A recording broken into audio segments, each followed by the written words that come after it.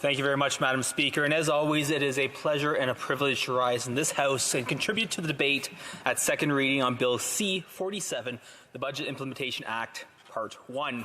Now, Madam Speaker, I said it's a pleasure and a privilege to rise because it is always a pleasure and a privilege to rise and express the concerns of the people of Perth Wellington. But while it's a pleasure and a privilege to rise, I am nonetheless disappointed and frustrated with this budget.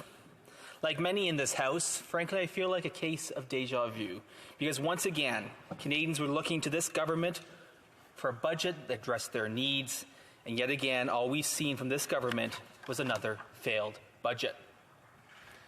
Now, Madam Speaker, Bill C-47 is the first step in implementing parts of the flawed 2023 budget that the Minister of Finance presented on March 28th of this year. That budget, as presented, would produce a $43 billion deficit. And recently, the Parliamentary Budget Officer has said that that could balloon even higher to $45.1 billion. This from a government that has already driven up the national debt to nearly $1.5 trillion. So, Madam Speaker, let's take a walk down the deficit memory lane. Because what we see with this government is continuous overspending, spending more, and achieving less. March 31st, 2017, 1 year after the Liberals introduced their first budget, the national debt had already at that point climbed to $631 billion. A year later, it jumped up by $40 billion to $671 billion. By 2019, the year before the COVID pandemic, the national debt spiked to $685 billion. And then a year ago, the deficit had jumped to $1.13 trillion. And now in Budget 2023, the Minister of Finance is telling us that the national debt will reach $1.22 trillion by the end of this fiscal year. Now, Madam Speaker, this debt is a direct result of poor decision-making by this Liberal government.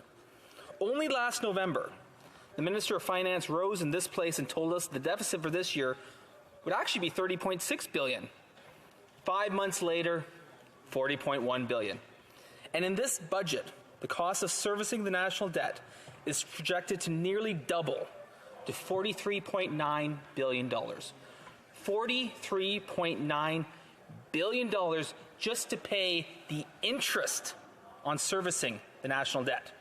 That is $43.9 billion that is not going to the Canada Health Transfer.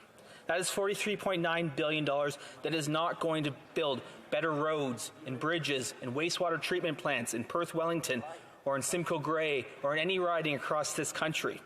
That is $43.9 billion that is not going to ensure that the Canadian Armed Forces have the equipment they need to do the important job that's asked of them. That is $43.9 billion that is not helping Canadians afford their rent or preventing poverty. And it's $43.9 billion that isn't going to fully implement the Canada Disability Benefit. All that $43.9 billion is going towards is the interest to wealthy bondholders on the national debt. Now, we've been told in the past that we just need to look at the debt to GDP ratio and that will continue to go down. But yet for this year and next year at least, it is once again going to be going in the opposite direction. In Budget 2022, the Minister of Finance promised that there would be a fiscal anchor. Well, that anchor has been dropped. For 8 years, we were told that this would be good, that we would see results from this deficit spending. But once again, we are seeing Canadians struggling to make ends meet. Now, Madam Speaker, if there's one topic that I hear time and time again in Perth Wellington, it's housing. In every community in Perth Wellington, where just a few years ago housing was affordable, they are now out of reach for what this government likes to call the middle class and those working hard to join it. My generation and younger, those under 40, are not seeing the hope that there once was of owning their own home. This government has created large, expensive programs without success. The National Housing Strategy has been a failure. The Housing Accelerator Fund has been a failure. The Canada Housing Benefit has been a failure. When it comes to affordable housing, the Liberal government has been a failure. And unfortunately, Bill C-47 will not address the growing problem of housing unaffordability. They promise one thing and deliver nothing. Now, Madam Speaker, like many members, we hear often from young families, from seniors, from folks who are trying to make ends meet. And they're telling us they can't afford their groceries. They're cutting back. They're making alternatives. They're skipping meals.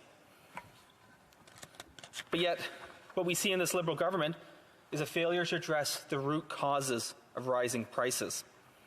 Their ineffective and inefficient carbon tax is forcing Canadian families to pay more for less. Canada's Food Price Report predicts that a family of four will spend up to $1,065 more this year than just last year. That's after last year there was an increase of nearly $1,100. And if the Minister of Finance was serious about reducing the cost of food for struggling Canadian families, there's an easy way to fix it, and that's to remove the carbon tax from all elements of food production. The carbon tax is served to make life more expensive, especially for lower income and working class Canadians. While higher income Canadians like the Prime Minister and others simply pay the tax and absolve themselves of any guilt for their excessive emissions, average Canadians cannot afford that. And every time Conservatives have proposed measures to reduce costs, Liberals have voted against it. Now, Madam Speaker, if we are looking at the roots of our food production system, we are looking at the agriculture and agri-food industry. And unfortunately, these Liberals fail to acknowledge that the high cost of groceries is their fault. From the rising costs on fertilizer, $34.1 million collected in tariffs, but none of that rebated to the farmers who paid those tariffs. The rising cost of fertilizer is making it more and more expensive for the farmers and farm families to grow the crops that quite literally feed our families, our country, and the world.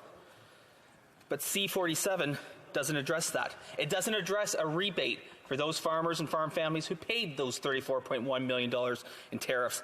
And it does not remove the cost of the carbon tax. Farmers need fuel to heat their barns. They need it to transport their crops. They need it to dry their grains. There are not alternatives for these measures. But sadly, the Minister of Agriculture and Agri-Food continues to side with the Prime Minister and his Finance Minister over the farmers and every other person along the food supply chain. From this, I can only conclude that either the Agriculture Minister isn't listening to farmers, or the Prime Minister and Finance Minister are not listening to this Minister of Agriculture and Agri-Food. So, Madam Speaker, as I conclude, I want to reiterate that Budget 2023 has failed to address the real concerns of families in Perth Wellington and across Canada. After 8 years in office, this Liberal government and this Prime Minister have made life more and more unaffordable for Canadians. Now, with this budget, the Finance Minister expects to be congratulated for the benefits the government promises, despite the fact that those benefits don't even come close to matching the massive increases in prices caused by their inflation crisis. Madam Speaker, I will be voting no. I will be saying no more. Canadians can't afford any more of this Liberal government. I encourage all members to stand up for their constituents and vote against this failed Liberal budget. Thank you, Madam Speaker.